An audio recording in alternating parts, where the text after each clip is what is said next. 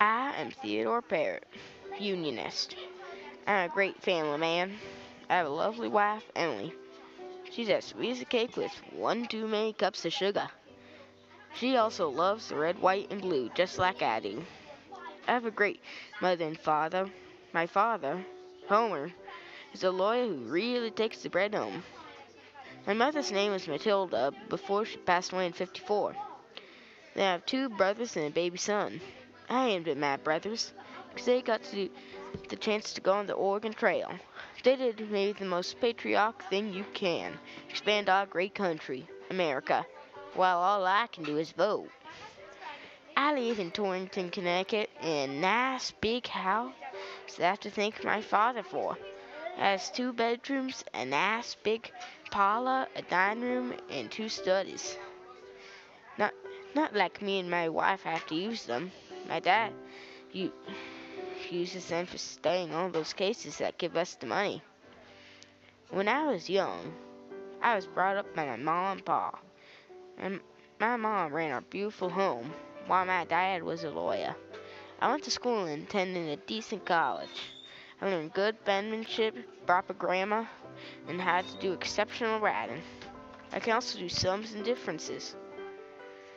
I was also raised a bit wealthy, but I still had to do my own chores. I support the Union because I think slavery is wrong. Slaves are also people too.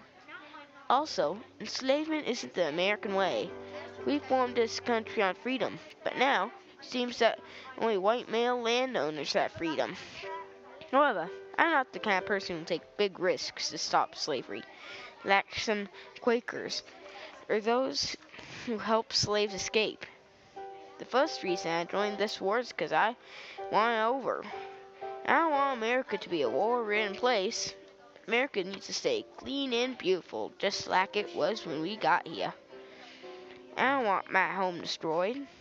Secondly, this war could be a bit fun. I'd be going around shooting things and maybe killing some of those rebs. Third, I just don't want slavery anymore. Slavery is a bad thing, and fighting this war is one more man the Union has to fight the rebels. Finally, fighting wars for America is patriotic. I'll be defending our great Union. I'm afraid that in this war, it might go longer than 3 months, like everyone says. I don't want to be on the battlefields missing my son grow up. I'm also afraid he will help take care of my young boy, Rob. July 23rd, 1861. My dearest Emily, as we left Thornton for Virginia, young women would wave their handkerchiefs saying farewell as we marched off to battle. When we arrived at camp, we started to set up our tents. After, got orders from the general to get my men to drill. I had a hard time getting used to my authority. I had never before ordered people around. My men drilled a bit more, then finished off the day with some drilling. One of my men, actually a good friend of ours, Joe, was sweating hard by the end of the day. Finally, the next day we set off for Richmond. I had my men marching in a straight line right to the bow. I'm finally getting used to my authority. Soon we reached a small stream of Bull Run, where we met the giant rebs. Up above us were carriages owned by the rich who came to see us battle. After hearing the orders from our general, I set up my men and gave the order to fire. We had all of them rebels on the run. So many of them had been hit and dead, I almost felt bad for them. Only one of mine had been hit and killed. Soon we were chasing them away, except for one man, Jackson. He was standing there like a stone wall, keeping his troops from running away. He just kept fighting long enough to hold out for reinforcements. Oh my gosh, were there a lot of them? 10,000 of them came in on trains, started blasting away at us. No good, girls hit 3 of my men. They even killed poor Joe. Must tell his family. I gave my remaining men the order to flee, and we skedaddled. As we were retreating, we could see dying men laying on the ground, without an arm or leg. We urged them to go on and get back. We would hear the screams of men getting legs and arms amputated. We also ended up getting mixed in with fleeing carriages. One man was in such a hurry, he jumped over a 6-foot fence to get back to the Union. Shocked both sides in this battle. This would not be a small war. Emily, this war will be dangerous. I hope I survive. I'll right back after the next battle. Theodore.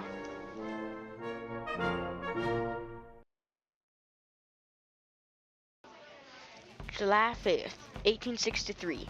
Dearest Emily, a very frightful battle has just finished in Gettysburg. Thousands of people were killed, dead on the ground. The worst part is that it was 3 days long. On the first day, the two sides met on Cemetery Hill. Then we just started fighting. I got the order to get my men to fire. The battle was a crazy, terrible commotion. There was thick smoke right in front of me, and I couldn't see my men.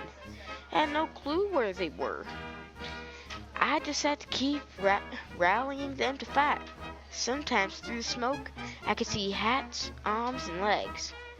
I saw that many of the men from my troop had been killed. I don't know if you remember Henry Carson, the fellow who owned the press. He's dead.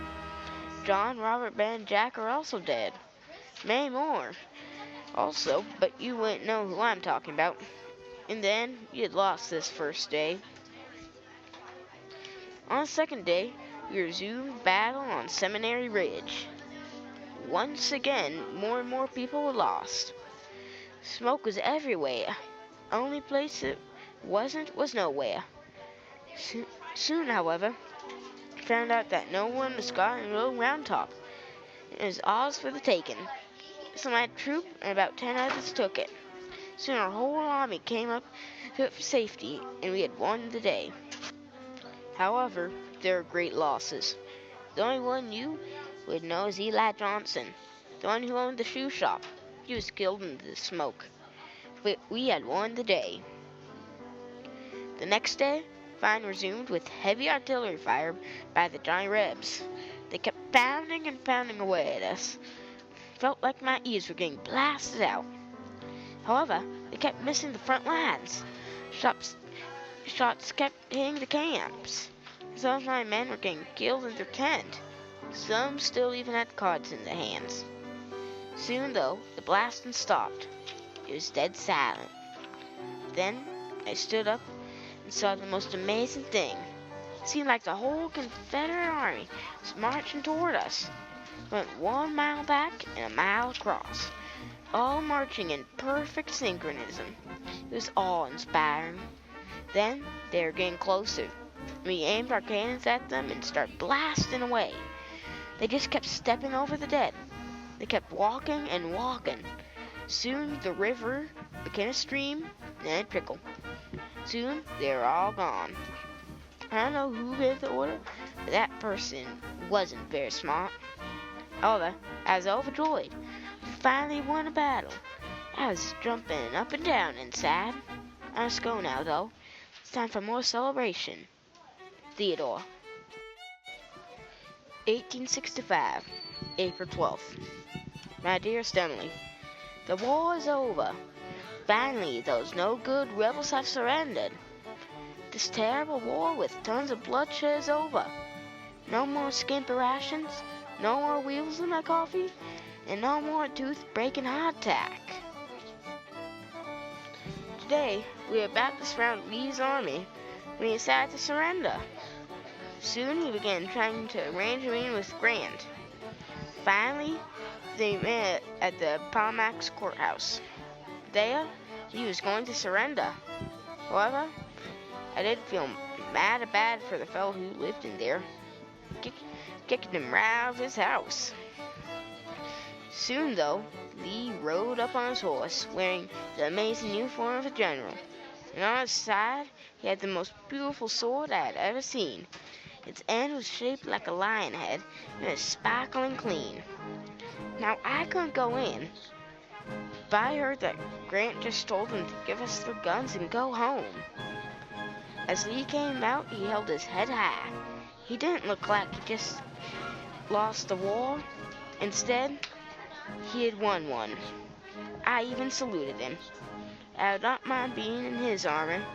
But the most important thing is that I'm coming home.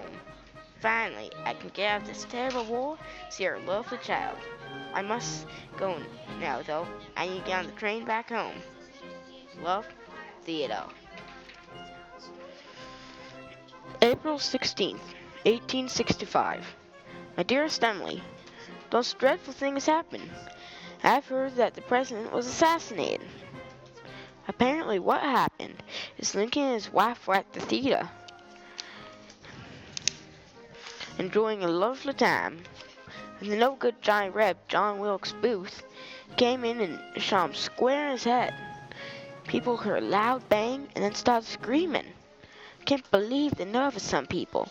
He just came in and shot him because he didn't want the war over. He just put thousands of people into grieving because he thought the defeated Confederate army could win. I am just in shock about what happened. Where will we go next? The man who saved this great country was murdered. Who knows what our new president will do? I hope I'll be home soon, though. Love, Theodore.